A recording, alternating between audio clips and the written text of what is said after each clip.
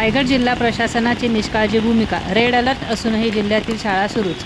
मुंबई आणि रायगड जिल्ह्यात गेल्या काही दिवसांपासून पावसाचा जोर कायम आहे।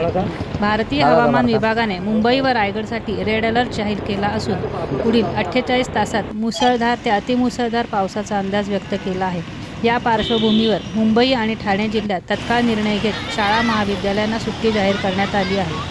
विद्यार्थ्यांच्या सुरक्षिततेचा विचार करून ठाणे आणि मुंबई प्रशासनाने संवेदनशील निर्णय घेतला, मात्र रायगड जिल्ह्यातील प्रशासनाने अजूनही कोणताही आदेश जाहीर केला नाही। यामुळे अनेक शाळा आणि महाविद्यालयात विद्यार्थी पावसात प्रवास करावा लागत आहे। जिल्ह्यात पूरजन्य परिस्थिती असताना शाळा, कॉलेज, महाविद्यालय बंद करण्याचा कोणताही निर्णय प्रशासनाने घेतलेला नसल्याने पालक आणि विद्यार्थ्यांमध्ये नाराजीचा सूर उमटला आहे।